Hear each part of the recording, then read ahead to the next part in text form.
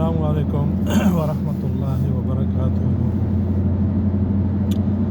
ټولو خویندو ته سلامونه، مینه، خوشحال، آباد، روغ او یو اوسئ. خویندو ژوند د ډېرو ګټو یو مجموعه ده او هغه ګټې د ځان نه پیل کېږي. ځان د خدای له خوا نعمتونه چې مور و پلار، خویندرونه، میرمن، بچیان، خپل خپلوان، ګاونډیان، ملګري، دوستان، عزیزان، خپل خاوره، خپل هیواد او په دې باندې خپل اختیار، دا داسې یو حد نه لري. د دې ژوند مقایسه یو څوک د یو شي سره نشي کولی، د سرو او سپینو سره، د یو بل شي سره، ځکه چې ټولې ګټې دي. ټولې دلته خوندونه دي، مزې دي، خوشحالیانې دي، خو په خپل لاس کې دي. او موږ چې دا ډېر غم شمیرو چې مرګ دی، د مرګ نه وروسته چې ژوند د شم کړی وي، د خدای د امر د لاندې د کړی وي، څنګه چې خدای درته ښودلی، انبیا راغلي او په آخره کې محمد مصطفی صلی الله علیه وسلم راغلی دی، درته ژوند ښودلی دی چې دغسې ژوند به کوې، کړی دی وي. د مرګ سره دا بیا نو څو چنده دای بیا مولایان داسې وایي چې دا ژوند بیا نقل دی، هغه بیا اصل دی. ډېر داسې اصلي او نقلي شیان وي، موږ او تاسې پېژنو. یو رخت شو،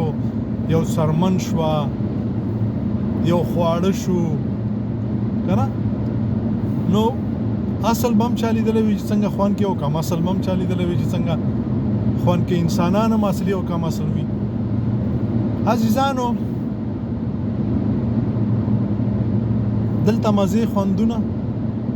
بریاوې لاسته راوړل، کامیابیانې لاسته راوړل، د مرګ نه وروسته خوشحالیانې، ځکه چې خدای به د راضي کړی وي. ښه او که نه لار د خطا کړي وي، دلته خفګانونه، دلته شرمندګۍ، دلته ټیټې سترګې، دلته خوب نه درځي، دلته د مړې سترګې نیولې وي، دلته خدای ته مختورنه، انسانیت ته مختورنه، چالاکیانې خو به ډېرې وکړي، خو هغه چا چې چا سره د کړي وي هغه خو در باندې پوهېږي که نه؟ خدای خو هم در باندې پوهېږي، خو خدای درته وخت در کړی دی. لیکن هغه انسان چې تا ورسره کړي دي، که ته اسمان ته وخېږې، که ته دا ټول انسانیت په دې باندې قانع کې چې ما د ده سره بد نه دی کړي، هغه انسان خو پوهېږي دا تا دپاره بس دی چې د هغه انسان په نظر کې ته غورځېدلی. انسان خو لا څه کوي، تاسو کله د ژوو سره بد کړي دي، ته باور وکړه داسې درته ګوري، خر غویا درته داسې ګوري، سپی د چې وګوري، چا نه چې خوشحالي لکۍ ورته خوځي، چا نه چې خفی سر ټیټ کې ځي، همدومره تا دپاره بس دي چې ته د خپل وجدان په غضب باندې، د خپل وجدان په عذاب باندې اختی، همدومره تا دپاره بس دي چا چې بد کړي وي. او د مرګ نه وروسته درز و غب اسرائیل علیه السلام چې راشي او پوښتنه درنه وکړي، من ربک، من دینک، من نبیک، نو تا خو هغه څه کړي څه چې ستا خوښه وه که نه، او ته خو پخپله انسان نه وې. نو غمونه هلته شروع شو. عزیزانو راغلو په دې کې چې موږ او تاسې او دغه نړۍ او په دې کې چې څه دي، خدای پاک دا موږ ته راکړي دي، او په دې کې د موږ او تاسې نه ازموینه، امتحان اخلي، ټیسټ رانه اخلي، چې موږ او تاسې د انسانیت نه، د مور و پلار، خویندرونو، د بال بچ، د خپلو خپلوانو، د ګاونډیانو، د ولس او د نړۍ د انسانانو سره څنګه ژوند کوو. موږ او تاسې دغه مالونه، دغه نعمتونه، دغه شیان، دغه اوبه، دغه خوراک، دغه هوا، څنګه ګټه ترې اخلو، اسراف کوو، ظلم کوو، انسانانو سره ظلم کوو، مینه نه ورکوو، حق نه ادا کوو، لاس په نامه ورته نه ودرېږو، په خندا سره خبرې ورسره نه کوو، ښه اندونه، ښه مشورې نه ورکوو، منډه ورسره نه کوو، په غم کې ورسره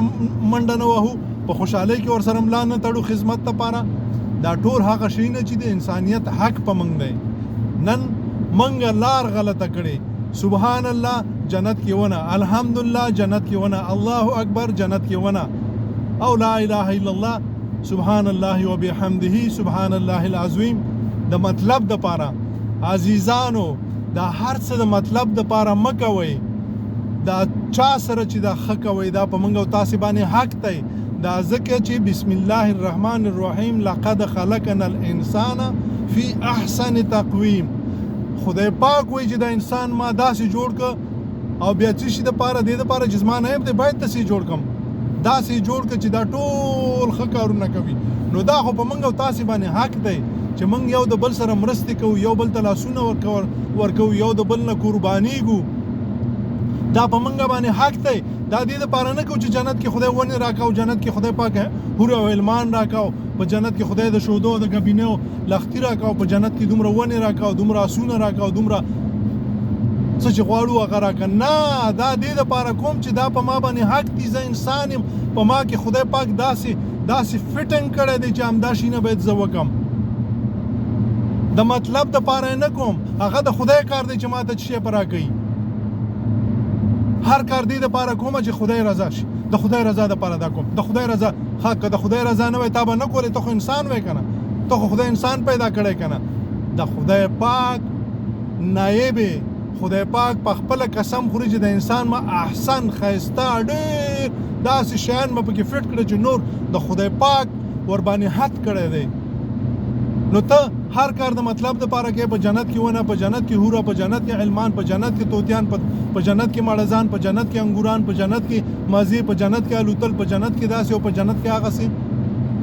ته جوړ هم دې دپاره چې دا کارونه وکړي او چې کله دا وکړه بیا خدای پاک ګوري چې دا خو زما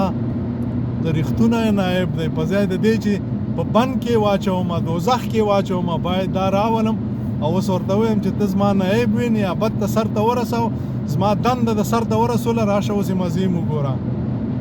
هر شی د مطلب دپاره مه کوئ عزیزانو تاسې باور وکئ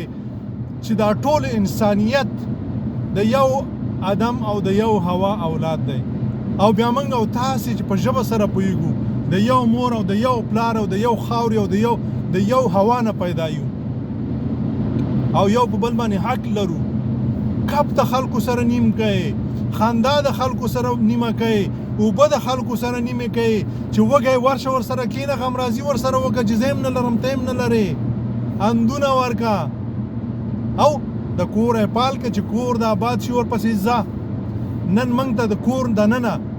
ډېر بد خو د افسوس چې ویډیوګانې دي دومره ډېرې خبرې سړی پکې نشي کولی دومره بد فکرونه ځکه چې ناپوهي او ناپوهي غم دی موږ غواړو چې خپل کور آباد کړو خپل ځان آباد کړو ستا چې کوڅه ورانئ ستا چې کریا ورانئ ستا چې ولس ورانئ ستا چې خاوره ورانئ ستا کور به په ورانۍ کې څنګه آباد کې په کانګړۍ کې چې کور جوړی خو هغې ته غلم راځي او هغې ته درندم راځي او هغې ته ټول ژوي هم راځي که نه اور پکې بلیږي لګی نو کله چې ته د باندې محیط ځان ته جوړ کړي که تاسو لیدلی وي ما خو ډېر ښه لیدلي هر سړی کوښښ کوي چې په داسې ځای کې کور جوړ کاندي چې هلته د هغې ګاونډیان ښه وي هغې ځای کې هغه آب و هوا ښه وي آباده وي نو دی پکې څه شی وي په امن کې وي او که دی په کانګړۍ کې جوړه که په کانګړۍ کې خو وران وي عزیزانو نه غواړم چې خبره رانه اوږده شي الله مو ښاد و آباد لره لاسونه سره یو که یو د بل نه قربان شي یو د بل خدمت